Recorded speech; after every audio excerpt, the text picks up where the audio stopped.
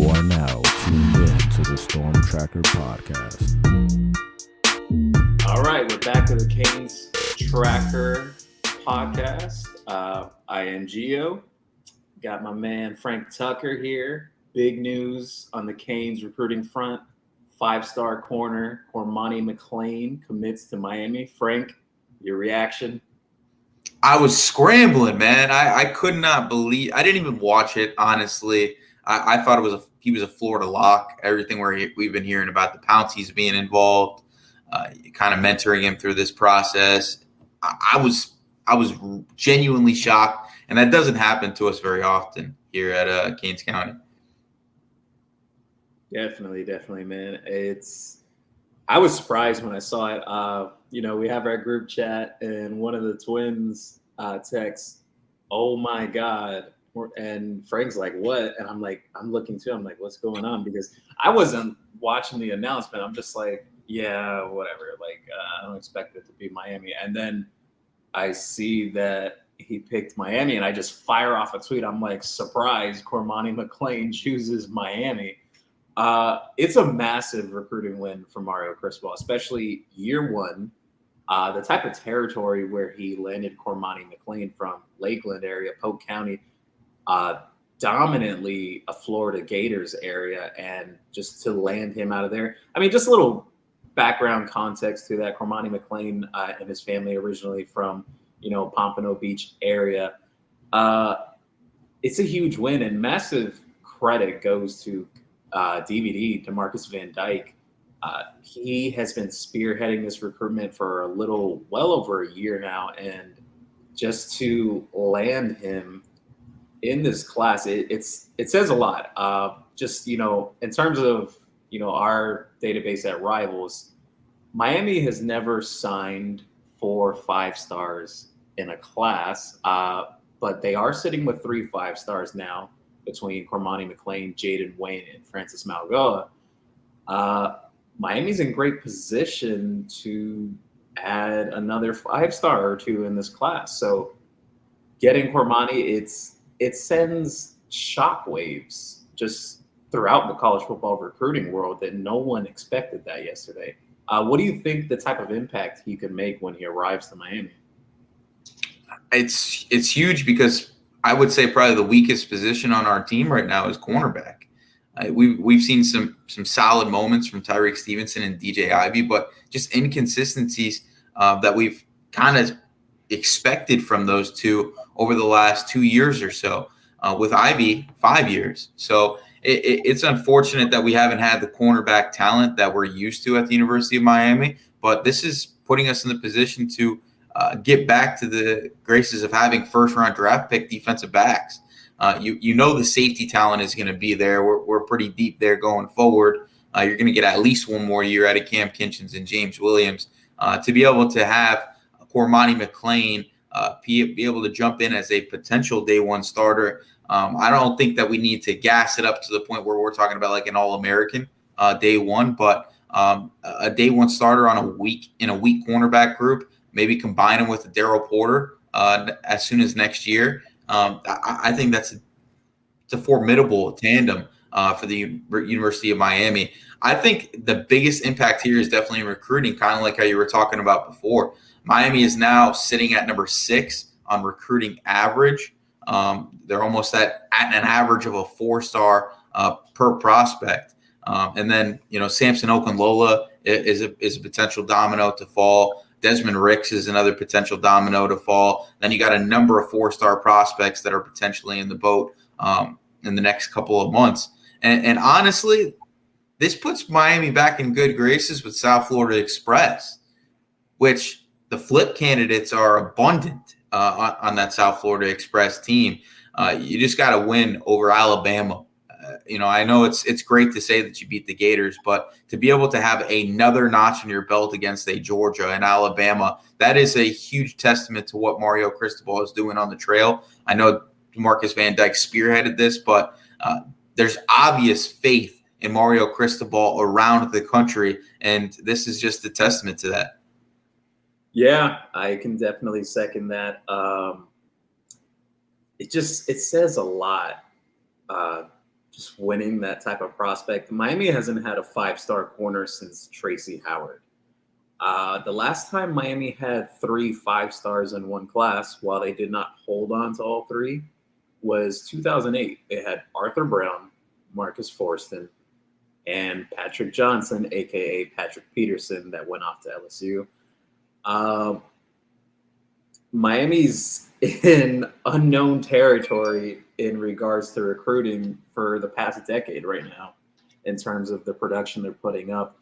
Speaking about that production, the chances of possibly having a top 5 class, I think it's realistically there now after you add Cormani McClain to this class. Miami now sitting at 8th in the country. The least amount of commitments compared to any other school within the top 10 right now. Miami's looking to close out this class, possibly another 6 to 7 guys they're looking to add before the cycle is over with from the high school ranks. So, Frank, what do you think are the chances Miami could potentially finish in the top 5?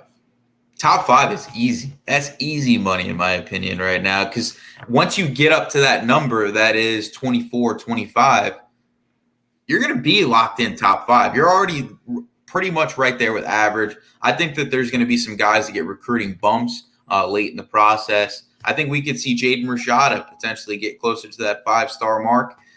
There's a number of guys that I think are high caliber players that were kind of underrated in recruiting. I know Robert Stafford is a guy you think was an absolute steal. And if he was at anywhere other than O'Galley, if he was at American Heritage, we're talking about him probably as a 5-star prospect.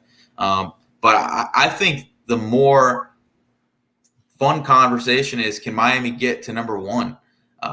That's the thing to really look at for me. If you really kill it down the stretch, right? Because there is no prospect that's outside of the realm of possibility after getting a guy like Cormani McClain, where nobody in the entire industry said that this kid was going to end up at Miami. Our competitors even had their live show saying that, Florida got this kid. So Yes. the preparation was that this kid was going to be a Gator. If he didn't end up being a Gator, he was supposed to be a Bama lock. Miami was not even in the conversation as of late. And I think that if you can land a Samson Okunlola, if you can flip a Brandon Ennis, if you can flip a Mark Fletcher, maybe even flip a Tyler Williams, teammate for Cormani McClain that you were just talking about before the show, that Miami's pushing real hard for. If you're blue chip heavy down the stretch, you're in the conversation for the number 1 class, because the recipe for a number 1 class is 3 to 5 5-stars and a number of 4-stars. And Miami seems to be on that track. Yeah, I love that you name dropped Tyler Williams there. We were talking about it before. I actually got some confirmation that, yes, Miami still is pushing very hard for Tyler Williams from Lakeland. He did commit to Georgia a few weeks back. Miami hasn't conceded that. He still has official visits he could take, and Miami is pushing for him to take an official visit in December before this cycle closes out for the early signing period. In terms of, just flips or just high-profile guys Miami's going after, I continue to feel good about where Miami is with Samson Okunlola. I know some people watching this, they may say, Gio, wait a minute, but Miami has a losing record this season. Mario Cristobal is the type of coach that he puts so much emphasis on recruiting that, and I've asked some of the Miami commits this over the past few weeks at some of the games, just about Mario Cristobal and the way he handles things. The biggest thing that stands out is just being genuine, keeping it real with them. He doesn't really sugarcoat it. He tells them exactly how it is, what it's going to be like when they come here, and they buy in.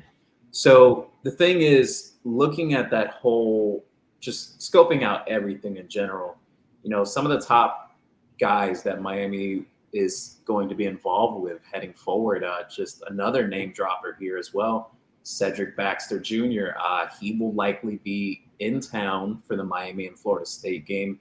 Not saying that Miami's going to flip him, but you never know what can happen when you get a prospect like that in town. Try to work him a bit, maybe try to get an official visit before the cycle's over. Miami was feeling good about him at one point before he committed to Texas. that's an interesting situation there.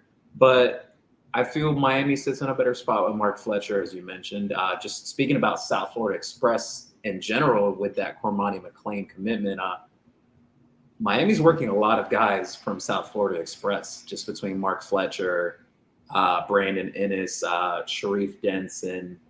It's a lot of guys that they're still working on from that whole group. And it's going to be an interesting situation going forward. The Twins had shared this yesterday. It was actually, just Brandon Innes reacting to the commitment of Cormani McClain. He was just like, wow. And Cormani says, you already know what's up. So obviously, that's just hype and whatnot. There's no real substance there yet. But Miami continues to chip away with Brandon Innes. They continue to keep pushing for Samson Okunlola. You get a couple breaks here and there. Obviously, Miami needs a little more on the defensive line in this class. I do expect them to take some more, but I see more of that coming out of the transfer portal after the cycle closes out. I like the chances of Miami being top 5. They're definitely within reach. The number 1 class, that would be incredible. Do I think it's a possibility? Yes. Do I think Miami gets the number 1 class? I don't think so, but top 5 I could see happening. Yeah, I don't think it happens like that, but I think it's a fun conversation to have, and I don't think it's outside, the realm of possibility. Like I said, it's you got the recipe down. You've already knocked out the 5-star building block, check on that box. I cannot put anything past Mario Cristobal right now. It is in a season where they have a losing record. It has seemed tumultuous at times. It seems like the media has kind of spun it. The national media has kind of spun it to where Mario Cristobal is not the guy for the job. But we know behind closed doors, everybody has faith in what he is doing. He just doesn't have his guys in the building yet. And my argument is his guys are starting to emerge. The Colby Youngs of the world, the Wesley Basaints of the world. Those are players that he figured were going to be building block players, and they're looking like that. I mean, Nigel Kelly is still 17 years old. That's what people don't understand. He is going to be an absolute monster. This kid could still be growing. Like we're potentially back to where Miami has the same talent that they had in the early 2000s at linebacker when you're getting guys like Wesley Basaint that are athletic but still thumping.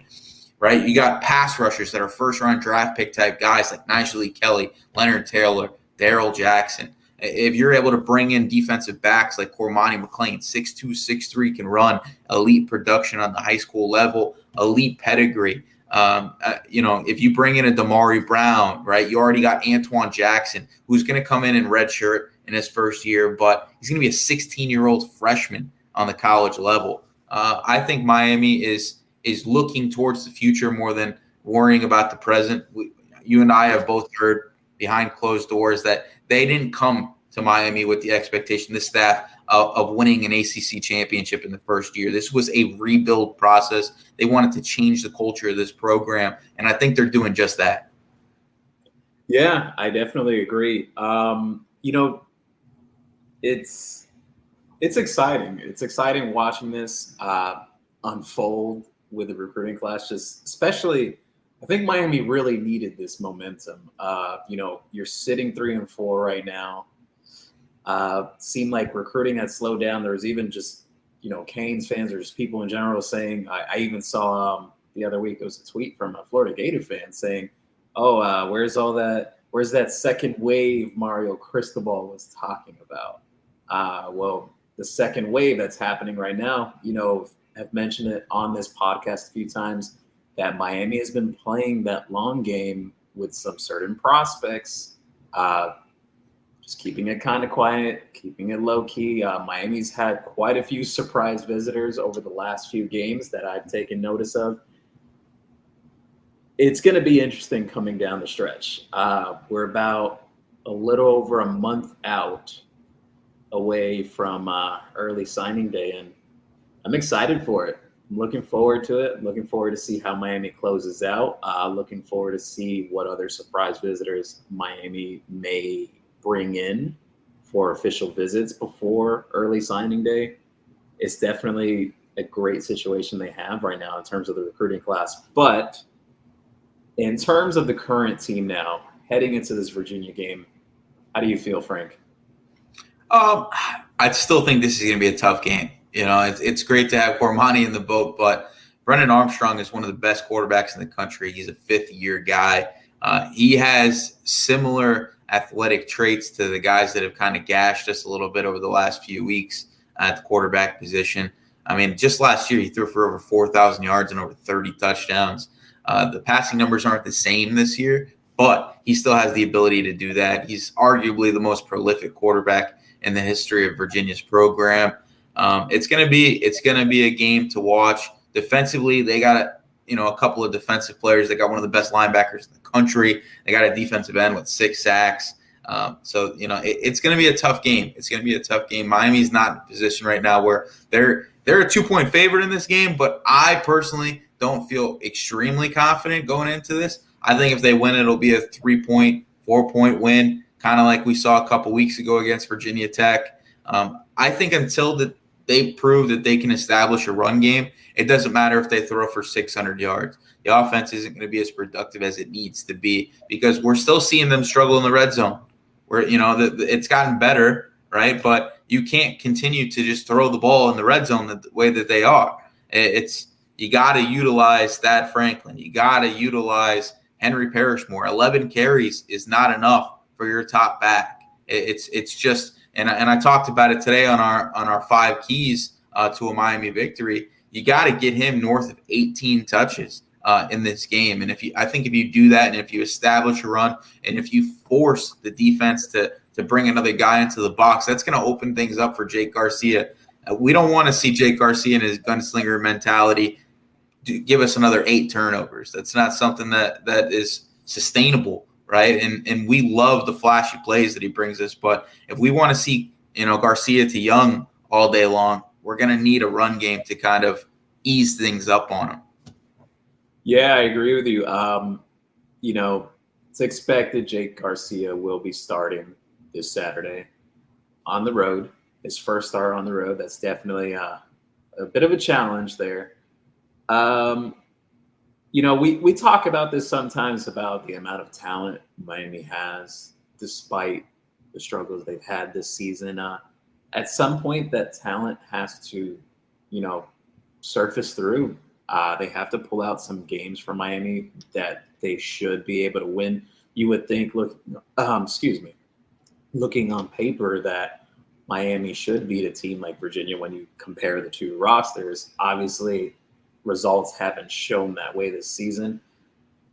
I think this is a game that Miami does pull out on the road. I think Miami wins a little more convincingly than they did against Virginia Tech. Miami kind of fell apart in that fourth quarter in Blacksburg. I expect a different showing out of this game. I don't think Miami wins by a blowout, but I think they'll win more convincingly than that Virginia Tech game. In regards to the run game, though, I love what you said on that. I do agree. I don't think Henry Parrish has had enough touches. That's just a mix between the change with the offense, with some of the early struggles of the pass game, some change in terms of the blocking scheme. But, also his injury too. But I definitely agree with you. I don't feel like he's touched the ball enough, at least in recent games. And, he's definitely your number 1 back at this point into the season. And you're going to have to lean on him heading into this game, especially having a quarterback going into his first start. And not only that, first start on the road, as I mentioned. So I like Jacoby George to have a breakout game this game, though. I like that too, man. I think this is going to be a game where we see a lot of Colby Young and a lot of Jacoby George. I think Jacoby George had potential to kind of take over that number 1 spot if he doesn't get hurt in that Texas A&M game. I like Jake Garcia in this game. I think his confidence is going to be big for him, especially in this first start, like you said, on the road. I don't think he's going to be, too shaken up by the Virginia environment. Nothing against the Cavalier home crowd, but this is another basketball school that we're going against, and we got to prove it against another basketball school. But I think, the talent is there, like you said. I think the offensive line is going to have to play better. Ja'Kai Clark being back, I think, is going to be huge with the communication on the offensive line. Mario Cristobal and Maribel are two of the best offensive line coaches in the country. I think that they're going to get this right. It's just tough because they don't have their guys in on the offensive line just yet, which what we will see over the next couple of years, a change in the guard, which Samson Okunlola, Francis Malagoa, the Connor Lews of the world. It is going to be fun to watch for Miami on the offensive line. This is not a testament to what we are going to be seeing going forward. But I think like 27-24 is going to be the result. And I think this is going to be a huge win in recruiting because you see the amount of kids we've offered in the Virginia area as of late. And this is if you win against Virginia and Virginia Tech, you could pretty much just go into that state and say, why would you go play for these teams in our most down year? We beat both of them. So it can be a game, right? And there's some really good players that Miami's offered over the last couple of weeks out of that area that I think they can build some momentum with a win on Saturday. Yeah, definitely. In terms of the defense, everyone has their take in terms of Miami's defense. Me personally, watching that last game against Duke, I really wouldn't put the blame so much on them. Just, the 8 turnovers, 4 of those being in Miami territory, not really doing your defense a favor.